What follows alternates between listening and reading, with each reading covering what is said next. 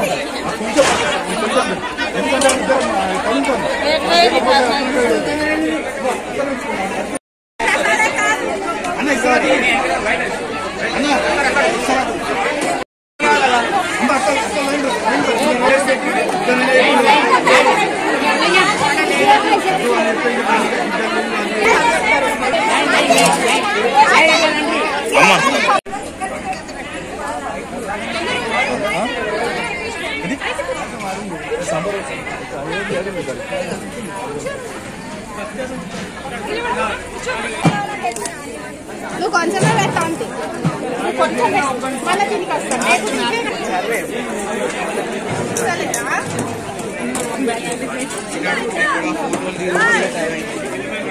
Chairman గా సేవకునిగా పనిచేస్తున్నాను. కాగా నేను బ్రాహ్మణ్ అవడం చేత కార్తీక మాసం యొక్క వైద్య కిషన్ రావు కార్తీక మాసం విశేషం నాకు కొంత తెలుసు కాబట్టి ఇక్కడ ఆకాశ దీపం నెల రోజులు రోజు ఒక 50 నుంచి 60 మంది భక్తులు వచ్చి ఒక 600,000 దాకా భక్తులు సందర్శించుకున్నారు. జ్వాలాతోరణం కూడా వేద పండితుల ద్వారా సంక్షిప్తంగా మంచిగా జరిగింది. ఇక్కడ మాకు ఈ ప్రజల సహకారం బాగుంది, మా మిత్రుల సహకారం ఉంది, మా కార్యవర్గ సహకారం ఉంది. మాకు మిత్రుడైనటువంటి షబీర్ అలీ గారు కూడా మేము వెళ్ళగానే 50 లక్షల నిధి మంజూరు చేశాడు. దీన్ని ఎస్టిమేట్ చేసి పంపిస్తే వరకు ప్రభుత్వం వాళ్ళే చేస్తారు, మనం చేసే పని ఏం లేదు. కావున నా మిత్రులు శంకర్ గాని, బాలాజీ గాని, పంతులు గాని, వేద పంతులు గాని పూర్తి సహకరిస్తున్నారు. మాకు కార్తీక మాసం విశిష్టత కొరకే ఈ కార్యక్రమం ఎలా అవుతుందో అనుకున్నాము. ఆర్థిక ఇబ్బందులు ఉంటే స్వామిని పూజించి శనివారం రోజు వస్తే 2 శనివారంలో ఇది సరిపోయే డబ్బు దాతల ద్వారా ఇచ్చారు. మా శక్తి వరకు మేము పెట్టుకున్నాము. అందరి ఆశీస్సులతో ఈ ఆలయం మంచి వైభవంగా బంగారు ఆలయంగా తీర్చిదిద్దాలని కోరుతున్నాను. శ్రీశైలేశపాత్రం విభక్త్యాది గుణార్ణవం యతీంద్రం ప్రవణం వందే బీజామాత్రమునిం లక్ష్మీనాథమారంభాదయాముద్యమ అస్మదాచాని పర్యంత వందే గురు పరంపరాం యువతే రామానుజ. జై శ్రీమన్నారాయణ. మన కామారెడ్డిలో అత్యంత పురాతన దేవాలయం అంటే పంచముఖి దేవస్థానం. ఆ దేవాలయంలో ఈరోజు కార్తీక మాసం అంటే కార్తీక వనభోజనాలు ఏర్పాటు చేశారు. అంటే ప్రతి మాసాన్న ఇదే కార్తీక పౌర్ణమి రోజు కానీ, ఇదే కార్తీక ద్వాదశి తిథి రోజు కానీ, ఇదే త్రయోదశి అంటే కార్తీక మాసం ఏదో ఒక రోజు ఇక్కడ వనభోజనం ఏర్పాటు చేస్తారు. ఫస్ట్ దాత్రి అంటే లక్ష్మీనారాయణ దేవి పూజ చేసిన తర్వాత ఆ స్వామికి అంటే లక్ష్మీనారాయణ రూపంలో ఉసిరి చెట్టుకు నైవేద్యం చేసి ఆ ప్రసాదాన్ని అందరికీ వినియోగిస్తారు.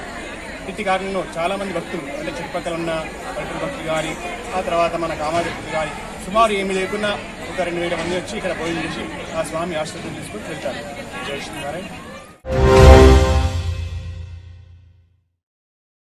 తెలంగాణ నూర్ భాషా దూదేకుల ముస్లిం వెల్ఫేర్ అసోసియేషన్ రాష్ట్ర ఉపాధ్యక్షులు ఎండి అస్లాం ఆధ్వర్యంలో మీడియా సమావేశం నిర్వహించారు. ఈ సందర్భంగా రాష్ట్ర అధ్యక్షుడు ఎండి అజీముద్దీన్ మాట్లాడుతూ రాష్ట్రంలో 18 లక్షలకు పైగా దూదేకుల జనాభా ఉందని, వారి ఆర్థిక, సామాజిక అభివృద్ధి అవసరమని చెప్పారు. 10 ఏళ్ల కేసీఆర్ పాలనలో తమ కులాలకు పైసా లాభం చేకూరలేదని ఆగ్రహం వ్యక్తం చేశారు. కార్పొరేషన్ నామినేటెడ్ పదవుల భర్తీలో తమ కులానికి తగిన ప్రాతినిధ్యం కల్పించాలని డిమాండ్ చేశారు. వివిధ కార్పొరేషన్లలో దూదేకుల, నూర్భాషలకు సరైన అవకాశాలు కల్పించాలని విజ్ఞప్తి చేశారు. 2009లో చేతి కులవృత్తుల ఆధారంగా చేసుకుని మరి చేతి వృత్తిదారులకు ఏదైతే 9 ఫెడరేషన్లు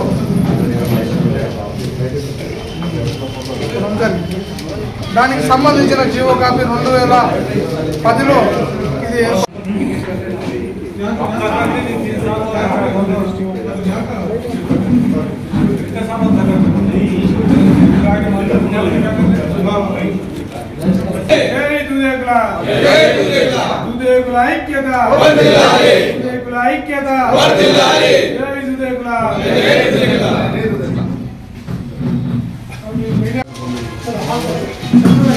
అందరూ అభివాదం చేయండి. ఏంటంటే ఆ దూదేకుల ఫెడరేషన్ ఏర్పాటు చేయాలనేది కామారెడ్డి నుంచి మా ప్రధాన డిమాండ్.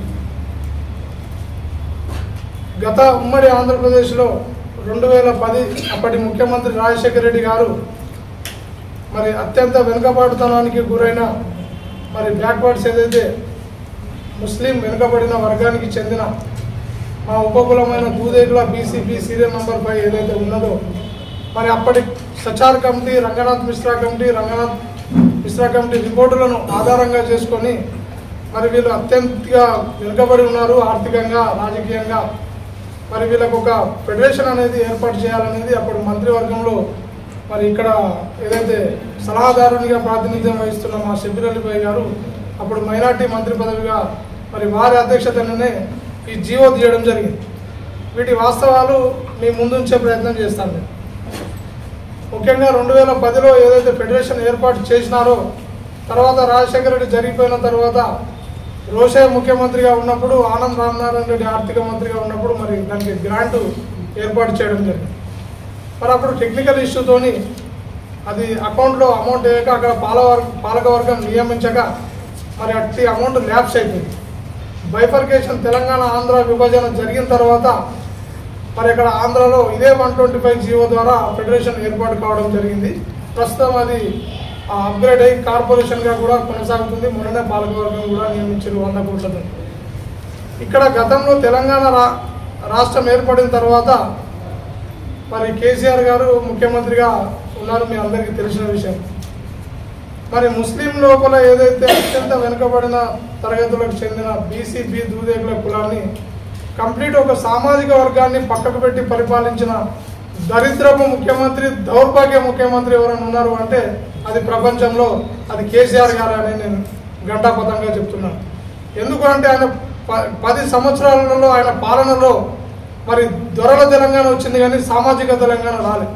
ఇవాళ మేము ఏదైతే కోరుకున్నామో మా ప్రాంతంలో మా ప్రాంతం వస్తే మా నిధులు మాకు వస్తాయి, మా ఉద్యోగాలు మాకు వస్తాయి, మేము గొప్పగా మా బతుకులు మారుతాయని మేము ఉద్దేశించినాం. కానీ వాళ్ళు విరమ దొరలు ఏదైతే వాళ్ళు ఆర్థికంగా బలోపేతం కొరకు 1000 కోట్ల ఆస్తులు వాళ్ళు దోపిడీ చేసి తెలంగాణను ఆంధ్ర వాళ్ళు దోచుకపోతున్నారనే ముసుగులో మరి దొరలు దోచుకున్నారు తప్ప ఇక్కడ ఉన్న కులాలకు తెలంగాణ రాలేదు అనేది మీ అందరికీ తెలిసిన విషయం.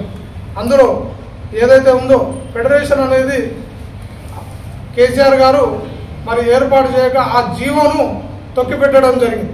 అప్పుడున్న ఒక ముస్లిం పార్టీకి చెందిన పెద్ద తలకాయలు ఏదైతే దాన్ని లాబియింగ్ చేసి ఆ కేసీఆర్ గారి దగ్గర ఉన్నటువంటి ఆ మంత్రివర్గంతో వాళ్ళకున్న సంబంధాలతోని ఆ జీవోను తొక్కిపెట్టడం జరిగింది. నేను ఒకటే మీ ముందు ఆ ఆధారాలతో సహా బయటకు వచ్చాను. ఎందుకంటే ఒక గవర్నమెంట్ ఒక రాష్ట్ర ముఖ్యమంత్రిగా ఏదైతే జీవో విడుదలవుతుందో అది ఏ ముఖ్యమంత్రి అయినా దాన్ని ఇంప్లిమెంటేషన్ చేయాలి, అమలు చేయాలి. సరే ముఖ్యమంత్రులు అనేది ప్రజాస్వామ్యబద్ధంగా మరి 5 ఏళ్ళకు ఒకసారి ముఖ్యమంత్రులు మారుతూ ఉంటారు. కానీ జీవో మారదు. జీవో ఏదైతే ముఖ్యమంత్రి ఇచ్చాడో ఆ ముఖ్యమంత్రి ఇచ్చిన జీవోను సూచన తప్పకుండా ఇంప్లిమెంటేషన్ చేయాలి. మరి కేసీఆర్ గారు మరి ఆ జీవోను తొక్కిపెట్టడం జరిగింది. తొక్కిపెట్టడం కారణంగా మేము గతంలో మా కోర్ కమిటీ నిర్ణయం మేరకు మరి మేము అన్ని జిల్లాలు రాష్ట్రాలు అంతా మరి రాహుల్ గాంధీతోని ఏఐసిసి సమావేశం ఢిల్లీలో మేము చర్చించుకొని మరి కేసీఆర్ గారికి స్థానిక సంస్థల ఎన్నికలలో గ్రామాన మరి పొందబెట్టడం జరిగింది. మరి మేము रहमत पाशा महिला अध्यक्ष MDLC हमारे लाल मोहम्मद साहब जिला के राजेंद्र भाई बेचारे इनकी तरफ ये देखे कि सुबह 2 घंटा पहले चाहिए, हम 11 बजे डिसाइड करें तो यहाँ पे 9 बजे आए. कई को है कि नहीं हम तो खुदे को ना पीछे, और ये हम फर्स्ट यहाँ से कामा रेड्डी जो है यहाँ से हम एक स्टार्ट कर रहे हैं कि हम हर जिले में जाके हम जो दुधेकोला जो नूर भाषा है ये काफ़ी पीछे और खास करके ये एक माइंड सेट भी बना दिए अपना कि वो BC रिजर्वेशन है वो है, ये सो बेकार है. और मैं खुद बोलता हूँ, मैं माछारेड्डी से हूँ और भाई 4% रिजर्वेशन से एक का फायदा नहीं हुआ. खाली वो किताबों में है, माइकों में है और कुछ भी नहीं है. तो अच्छा मैं माछारेड्डी का मैं बात कर रहा हूँ कि माछारेड्डी के अंदर मैं उनसे बात भी कर रहा है मौरत से कि BCB का सर्टिफिकेट होना, उसके ऊपर से कुलम वो 2 टीचर का अटेस्टेड सिग्नेचर है और मस्जिद का लेटर भी है और वो मंडल से आके सर्वे भी कर रहे, लेकिन फिर क्या बोलते हैं कि एक लेटर लगाओ. वो अगर लेटर नहीं, अगर तुमको ये झंझट नहीं होना तो BC का लो. तो हम BC का क्यों ले रहे भाई? क्योंकि मतलब तो हमारा जो पॉपुलेशन है जो दूधे को लगा ये कम करने का गवर्नमेंट की एक चाल है. पता नहीं कोई समझे इसमें कोई हिडन का कोई रोल कर रहा है अपना. तो आज समझो हम यहाँ पे बैठ के एक समझे ప్రతి సోమవారం నిర్వహించే ప్రజావాణి సందర్భంగా కలెక్టరేట్ సమావేశ మందిరంలో జిల్లా పాలనాధికారి ఆశిష్ సాంగ్వాన్, అదనపు కలెక్టర్లు Victor, Madan Mohan, deputy trainee collector Raviteja వివిధ మండలాల నుండి వచ్చిన దరఖాస్తుదారుల నుండి ఫిర్యాదులను స్వీకరించి సంబంధిత అధికారులకు ఇస్తూ తక్షణమే స్పందించి పరిష్కరించాలని అన్నారు.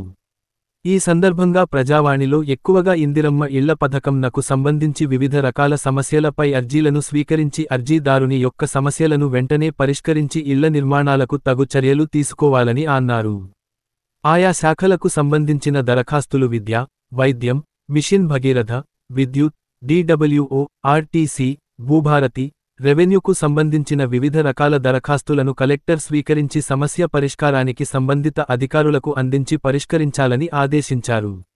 ఈ సందర్భంగా తహసీల్దార్లతో మాట్లాడుతూ భూభారతి, రెవెన్యూ సదస్సులకు సంబంధించిన పెండింగ్ దరఖాస్తులను త్వరగా పూర్తి చేయాలని, అలాగే ఆయా మండలాల తహసీల్దార్లు వరి కొనుగోలు కేంద్రాలను ప్రతిరోజు పర్యవేక్షించి సమస్యల పరిష్కారానికి కృషి చేయాలని ఆదేశించారు. ఈ సందర్భంగా ప్రజావాణికి 87 దరఖాస్తులు వచ్చాయని తెలిపారు. ఈ ప్రజావాణిలో ఆయా శాఖలకు సంబంధించిన జిల్లా అధికారులు, రెవెన్యూ సిబ్బంది తదితరులు పాల్గొన్నారు.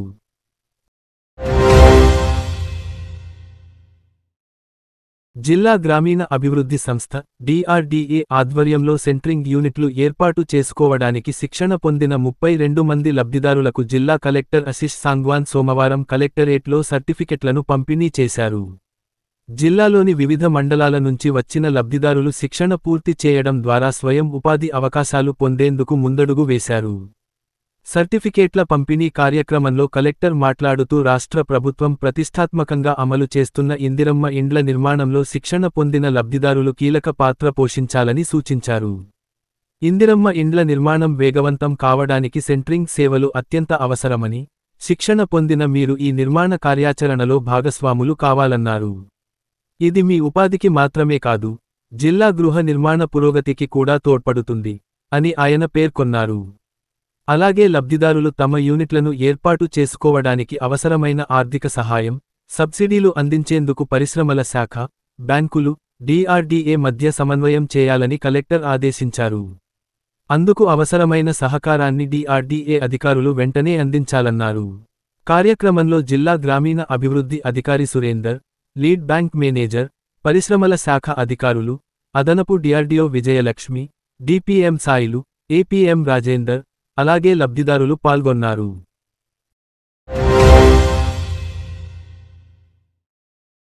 కామారెడ్డి నూతన జిల్లా మత్స్య శాఖ ఇన్ఛార్జి అధికారిగా కె. డోలిసింగ్ సోమవారం బాధ్యతలు స్వీకరించారు. ఈ సందర్భంగా జిల్లా కలెక్టర్ ఆశిష్ సాంగ్వాన్ను మర్యాదపూర్వకంగా కలిసి పూల మొక్కను అందించారు. ఇంతకు ముందు ఇక్కడ మత్స్య శాఖ అధికారిగా పనిచేసిన పి. శ్రీపతి వరంగల్, హన్మకొండలకు వర్క్ డిప్యూటేషన్ పై బదిలీ అయ్యారు. కొత్తగా బాధ్యతలు స్వీకరించిన కె. డోలిసింగ్ నిజాంసాగర్లోని మత్స్య విత్తన క్షేత్రంలో విధులు నిర్వహించారు.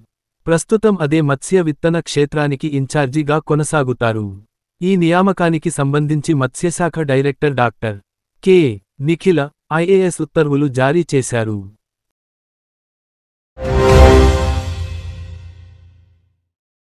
ఈ రోజు కామారెడ్డి మార్కెట్లో పసిడి ధరలు 10 గ్రాముల బంగారం 1,25,400, వెండి 1,650 రూపాయలు.